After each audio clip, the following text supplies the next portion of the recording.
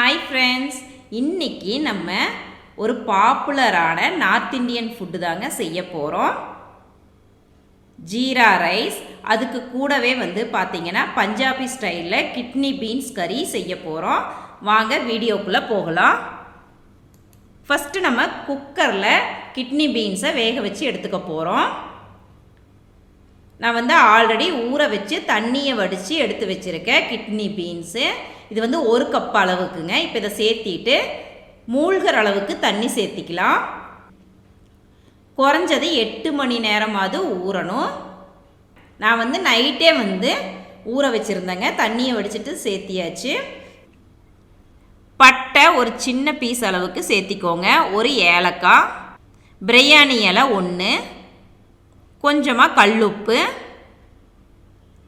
இதை எல்லாத்தையும் நல்லா மிக்ஸ் பண்ணி விட்டுறலாம்.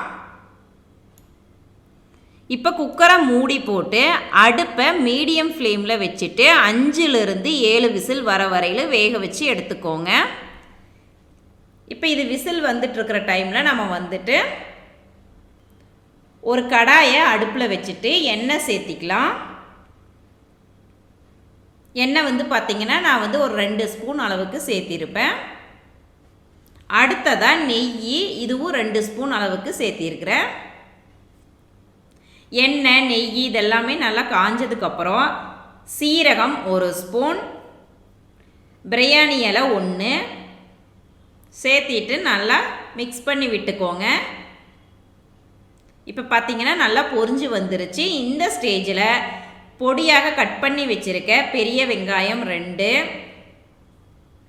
ஒரு பச்சை மிளகாய் பொடியாக கட் பண்ணிவிட்டு விதையை நீக்கிட்டு சேர்த்திக்கோங்க. சீக்கிரமாக வதங்குறக்காக கொஞ்சமாக கல்லுப்பு சேர்த்திட்டு நல்லா வதக்கிக்கலாங்க. வெங்காயம் நல்லா வதங்கினதுக்கப்புறம் பொடியாக கட் பண்ணி வச்சுருக்க தக்காளி 3, இதையும் நல்லா வதக்கி எடுத்துக்கலாம். மூடி போட்டு வேக வச்சிடலாங்க. இப்போ பார்த்திங்கன்னா குக்கரில் 7 விசில் வந்துருச்சு. இதை நல்லா விசில் இறங்கினதுக்கப்புறம் ஓப்பன் பண்ணி பார்க்குறேங்க. பாருங்கள், நல்லா வெந்துருச்சு கிட்னி பீன்ஸு. இப்போ இதை ஒரு ஓரமாக வச்சிடலாம். அடுத்ததாக பார்த்திங்கன்னா ஜீரா ரைஸ் செய்கிறதுக்காக நம்ம அரிசியை ஊற வச்சுக்கலாம். நான் பாஸ்மதி அரிசி யூஸ் பண்ணலை, சீரக சம்பா அரிசி தான் யூஸ் பண்ணியிருக்கேன். இது பெரிய டம்ளரில் 1 டம்ளர் அளவுக்கு எடுத்துட்டு தண்ணியில் 2லிருந்து 3 டைம் நல்லா கழுவி எடுத்துட்டு நான் 1 டம்ளர் அளவுக்கு சீரக சம்பா அரிசி எடுத்திருக்கேன் இல்லைங்களா, அதனால 1.5 டம்ளர் அளவுக்கு தண்ணி சேர்த்திக்கிறேன். இது 30 நிமிஷம் நல்லா ஊறணும். இப்போ பார்த்திங்கன்னா தக்காளி நல்லா மசிஞ்சு வந்துருச்சு. இந்த ஸ்டேஜில் இஞ்சி பூண்டு பேஸ்ட் 1 ஸ்பூன், இதை பச்சை வாசனை போகிற வரையில் நல்லா வதக்கி எடுத்துக்கணும். நான் வெங்காயம் வதங்கினதுக்கப்புறம் ஆட் பண்ணியிருக்கணும். நான் இடையில மறந்துட்டேன், அதனால் இப்போ ஆட் பண்ணிவிட்டு பச்சை வாசனம் போனதுக்கப்புறம் மஞ்சத்தூள் 1/4 ஸ்பூன், மிளகாய்த்தூள் 1 ஸ்பூன், கொத்தமல்லி தூள் 1/2 ஸ்பூன், வறுத்து பொடி பண்ண சீரகத்தூள் 1/4 ஸ்பூன், கரம் மசாலா 1/4 ஸ்பூன். இப்போ இதை அடுப்பை சிம்மில் வச்சுட்டு நல்லா பச்சை வாசனை போகிற வரையில் வதக்கிக்கலாம். இப்போ குக்கரில் 7 விசில் விட்டு ராஜ்மாவை வேக வச்சுருக்கோம். இப்போ இதை சேர்த்திடலாம். தண்ணியை வேஸ்ட் பண்ணிடாதீங்க, வேக வச்ச தண்ணியும் சேர்த்திக்கோங்க. தேவையான அளவு கல்லுப்பு சேர்த்திக்கோங்க. இப்போ இது எல்லாத்தையும் நல்லா கலக்கி விட்டுறலாம். இந்த கிட்னி பீன்ஸில் ப்ரோட்டீன்ஸ் அதிகமாக இருக்குங்க. இதை ஜீரா ரைஸுக்கு தான் வச்சு சாப்பிட்ணும் அப்படின்னலாம் இல்லை, நீங்கள் சப்பாத்திக்கு கூட வச்சு சாப்பிட்லாம். இப்போ மூடி போட்டு வேக வச்சிடலாம். நல்லா தண்ணி எல்லாம் ஃபுல்லாக ட்ரை ஆக வரையில் வேக வச்சுக்கணும். அடுத்ததாக பார்த்திங்கன்னா 30 நிமிஷம் ஆயிடுச்சு. இப்போ நம்ம அடுப்பில் குக்கரை வச்சுட்டு நெய் சேர்த்திக்கலாம்.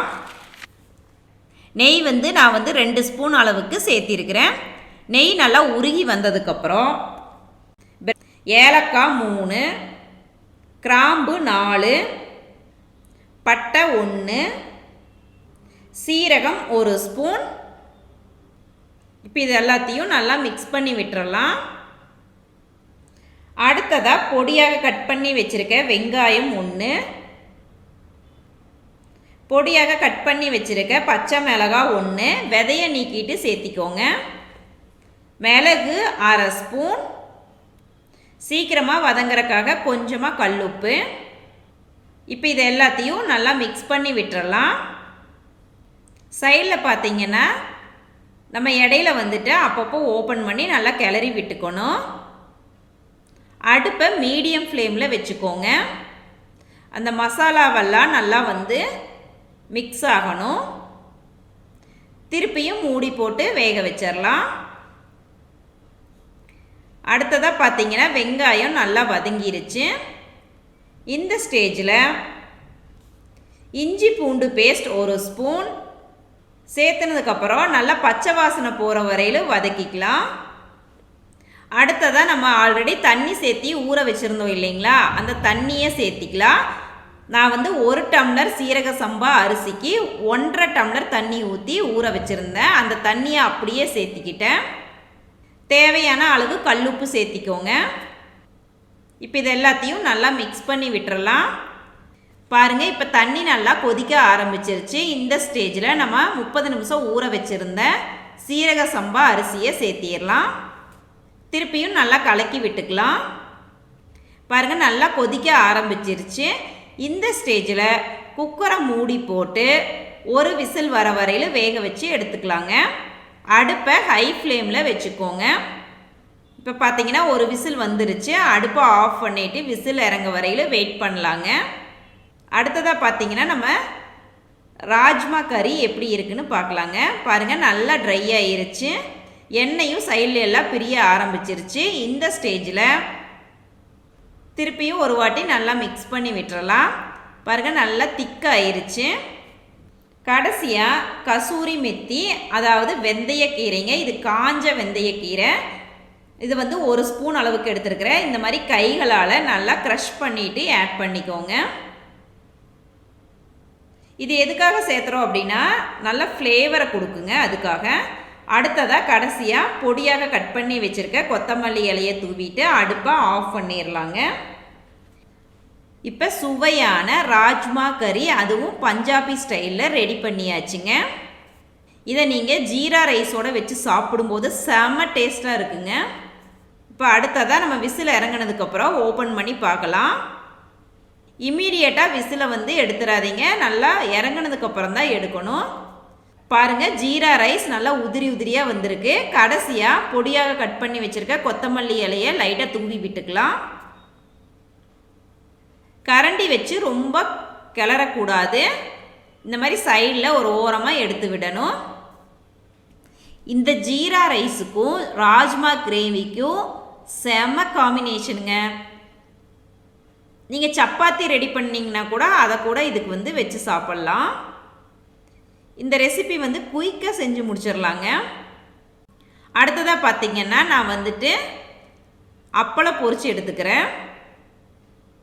2 விதமான அப்பளம். ஒன்று வந்து கேரளா ஸ்டைல், இன்னொன்று வந்துட்டு இந்த மாதிரி இது வந்து கொஞ்சம் ஸ்பைஸியாக இருக்கிற அப்பளங்க. இது இந்த மாதிரி 2 விதமான அப்பளம் வந்து பொரித்து எடுத்தாச்சு. இப்போ நான் இதை வந்து ஒரு தட்டுக்கு பரிமாற போகிறேன். ஜீரா ரைஸு நல்லா உதிரி உதிரியாக இருக்குது பாருங்கள். எல்லோரும் பொதுவாக வந்துட்டு பாஸ்மதி அரிசியில் தான் செய்வாங்க. நான் வந்துட்டு சீரக சம்பா அரிசி யூஸ் பண்ணியிருக்கிறேங்க. அடுத்ததாக ராஜ்மா கிரேவி. இதை இந்த சாதத்தோடு வச்சு சாப்பிடும்போது சொல்ல வார்த்தையே இல்லைங்க, அவ்வளோ அருமையாக இருந்துச்சு. கூடவே சைடில் வச்சு சாப்பிட்றதுக்காக அப்பளம் பொரிச்சு எடுத்திருக்கேன். அது வந்துட்டு கொஞ்சம் ஸ்பைசியான அப்பளம். நீங்களும் இதே மாதிரி உங்கள் வீட்டு கிச்சனில் ட்ரை பண்ணி பாருங்கள் ஃப்ரெண்ட்ஸ். எப்படி வந்துச்சுன்னு கமெண்ட்ஸ் பண்ணுங்கள். நெக்ஸ்ட் வீடியோவில் உங்களை புதுவித ரெசிபியுடன் மீட் பண்ணுறேங்க. Bye bye friends.